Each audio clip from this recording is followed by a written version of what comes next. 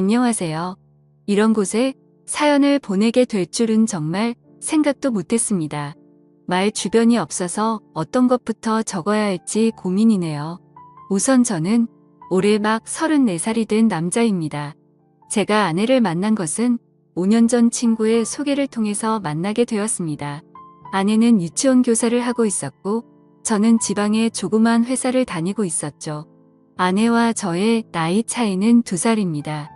아내가 27살 때 저를 만나 1년 연애를 하고 결혼을 했습니다. 아내의 집에서 제 아내는 장녀이고 밑으로 처제 한 명이 있고요.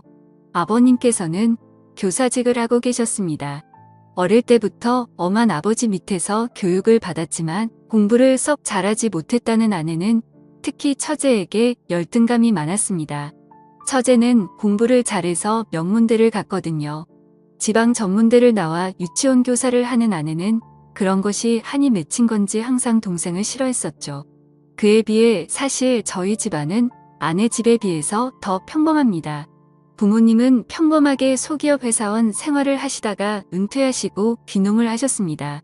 그런 저희 집이 못마땅한 건 장모님도 장인어른도 처제도 아니라 저희 아내였습니다. 말끝마다 저희 집안 이야기를 꺼내기가 쪽팔린다며 처제의 코를 어떻게든 납작하게 만들어야 된다고 말하더니 저랑 사귀면서도 동료 보육교사가 클럽에서 의사를 만나서 이번에 결혼한다는 둥 허황된 이야기를 하고 있더군요. 그런 문제로 교제 당시에는 몇 번은 헤어지기도 했습니다. 돈 많은 남자 찾아가라고. 나는 내 생활에도 만족 중이고 네가 원하는 만큼 우리 집이 갑자기 부자가 되거나 할 수가 없다고요. 그때마다 일주일도 안 돼서 저를 찾아와 무릎을 꿇고 빌면서 다시 사귀자던 그녀였죠. 저도 그땐 그런 게 사랑인 줄 알았습니다. 헤어지고 나면 허무한 감정을 이기지 못해 이젠 싸우고 헤어지면 다시 일주일 만에 만나는 게 정상인 것처럼 헤어진 것을 헤어진 거라 받아들이지 않게 되었던 거죠. 아내의 그런 성향을 이해했던지라 저는 더욱 열심히 일을 하였고 그렇게 모은 돈을 기반으로 아내와 결혼을 하게 되었습니다. 장인어른, 장모님 두 분 다 성격도 좋으신 분들이셨고 저희 부모님은 저만 좋으면 다 된 거다라고 말씀을 해주셨죠. 처제는 아내의 말만 들으면 지독한 여자 이미지였지만 결혼할 때가 되어서 만나게 된 처제는 생각과 다르게 천사표 여자였습니다. 어디서든 당당한 여자였기에 아내가 스스로 자격지심이 많구나 싶었습니다. 그렇게 결혼을 하고 얼마 지나지 않아 처제도 결혼을 했습니다. 저희 아내 결혼할 때 처가 댁에서 7천만 원을 주셨습니다. 혼수는 따로 안 하고요. 그 돈이랑 제가 모은 돈 그리고 저희 집에서 준 돈 이렇게 모아서 3억짜리 아파트 전세 구했었고요. 그리고 처제가 결혼할 때는 3천만 원 줬다고 하더군요. 근데 처제 남편 직업은 행정고시 출신의 고위 공무원이었습니다. 아내는 그게 연신 마음에 걸리고 신경 쓰였는지 갑자기 또 저를 원망하는 투로 말을 하며 칭얼거리더군요. 그 때문에 또 많이 싸웠습니다. 이처럼 장인어른과 장모님도 더 잘난 처제보다 모자란 아내에게 더 많은 관심을 가지고 차별 대우도 하시고 했는데 아내는 항상 처제에 대한 미움과 부모님이 조금이라도 자기에게 소홀하다 싶으면 그걸로 아주 난리를 치더군요. 그러다 어느 날 아내가 임신을 했습니다. 임신하면 민감해지긴 하지만 아내는 임신하고 나서 초조함과 짜증이 날이 갈수록 점점 늘더군요. 나중에서야 왜 그랬는지 알게 되었지만 그때는 그저 내 아이를 임신한 아내를 보며 책임감을 느끼면서 어떻게든 아내의 기분을 맞춰주려고 했고 아내가 원하는 음식이나 모든 걸 다 해주기 위해서 최선을 다했습니다. 저희 집에서도 아내의 임신 소식에 기뻐하시며 반찬들이나 며느리가 좋아하는 음식 해먹으라고 용돈도 많이 주시고 했어요. 그렇게 저는 노예같이 아내를 모시면서 아내의 임신 기간을 함께 했고 기다림 끝에 저희는 소중한 아들을 얻게 되었습니다. 그렇게 출산하고 4달이 지나고 나서 아내는 심심하면 친정집에 내려가더군요. 갓난 아이를 보기가 힘이 든다면서요. 이제는 돈벌이도 제가 외벌이로 바뀌었던지라 경제적 부담도 많이 느꼈지만 저도 최대한 일을 마치면 일찍 집에 들어가 아내를 위해서 아기도 돌봐주고 했거든요. 그래도 아내는 몸이 힘들다며 한 번씩 내려가던 게 이젠 거의 매 주말마다 내려갔습니다. 한 번, 두 번이야 저도 따라가고 했지만 어느새 부터인가 아내가 내려가서 자신은 고향 친구들도 보고 싶고 해서 제가 따라오면 부담이 된다고 말하면서 혼자서 다녀온다고 말을 하더라고요. 그때부터 전 아내의 태도에서 뭔가 이상함을 느꼈습니다. 그러던 중 주말이 되자 한사코 저보고 따라오지 말라며 혼자서 처가를 내려가더군요. 그래서 집에 잘 도착한 건지 걱정이 되어서 아내에게 전화를 걸었더니 받지 않았고 장모님께 전화를 하니까 아이만 맡겨두고 친구랑 놀러 간다며 말하고 바로 나갔다고 하더군요. 그래서 장모님께 솔직히 말씀 좀 부탁드린다고 요즘 아내 이상한 점이 없냐고 하니 장모님이 머뭇거리시더니 사실 아내가 육아로 스트레스를 너무 많이 받았는지 내려올 때마다 이렇게 친구들이랑 놀고 온다고 하더군요. 저는 컴퓨터로 아내가 깔아둔 핸드폰 분실 추적 기록을 따라서 아내가 어디 있는지를 찾아봤더니 위치가 그 동네 번화가로 나오더군요. 그래서 짜증이 확 나서 아내에게 계속해서 전화를 하였고 받을 때까지 연속적으로 전화를 했습니다. 끝내 전화를 받자마자 아내는 짜증을 내더라고요.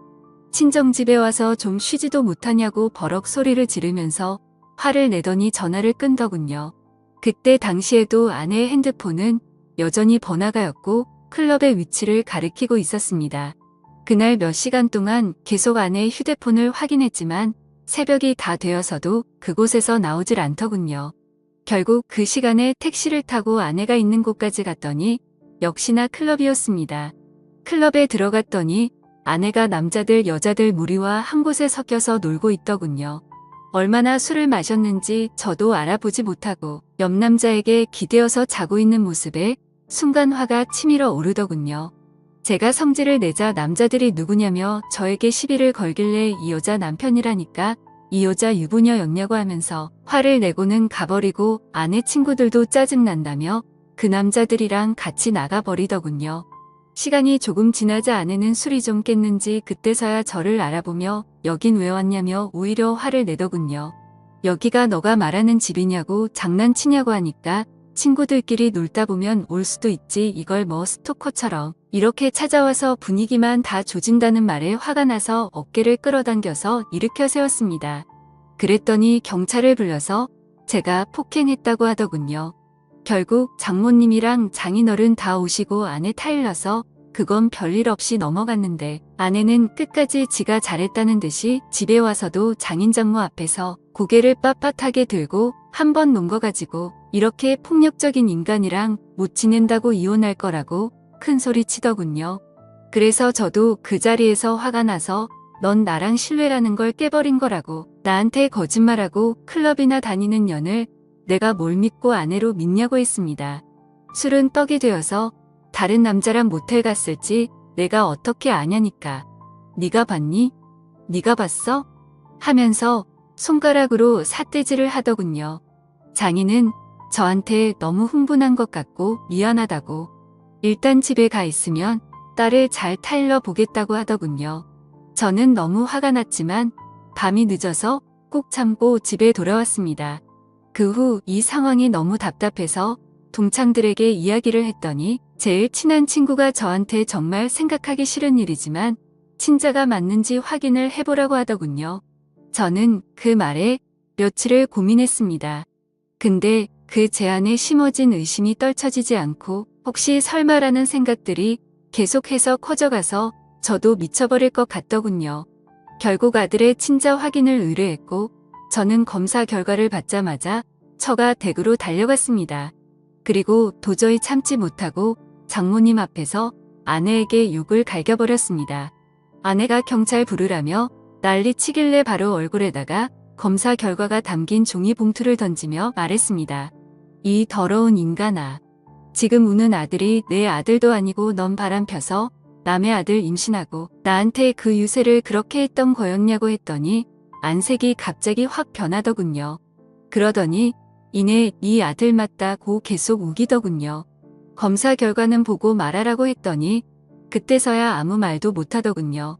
임신 초기에 임신 소식 듣고도 기뻐하기보다 우울해하고 초조해했던 게 바로 이것 때문이었던 겁니다.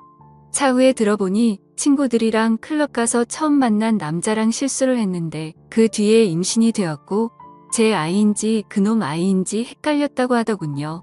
근데 한번 바람 폈던 인간이 어디 가겠습니까? 몸 좀 추스려지니 다시 주말마다 내려가서 애 맡기고 클럽 가서 남자들이랑 놀아제 낀 거죠. 혼인 취소 소송도 알아봤지만 이 더러운 인간이 결혼하고 나서 있었던 일이라 그런 사유도 안 된다고 하더군요. 그리고 결국 장인어른이랑 장모님 찾아와서 저한테 용서를 구하시며 원하는 대로 하겠다고 하시더군요. 아내녀는 끝내 저 무섭다며 안 찾아오더군요. 하지만 도저히 이 결혼 생활을 이어갈 수 없다고 장인어른과 장모님께 설명을 하였고 결국 합의 이혼을 하였습니다. 애도 돌려줬고 결혼기간도 짧아서 남을 것도 없었고 아내의 위자료 대신해서 장인어른이 다 줬고요. 아들이었던 남의 아들 그래도 정은 줬었는데 참 서럽더군요. 웃긴 건 아내년도 그 남자 연락처도 몰라서 누구 아이인지도 모른다는데 그 말 들고 정말 한 번 더 기가 막히더군요. 결국 몇 년 지나서 소식 들었더니 애는 장인 장모 아이로 들여놓아서 두 분이서 키우고 있고 그 여자는 이 남자 저 남자 만나면서 산다고 하더군요. 참 대단한 여자입니다. 지금까지 제 사연 들어주셔서 감사합니다.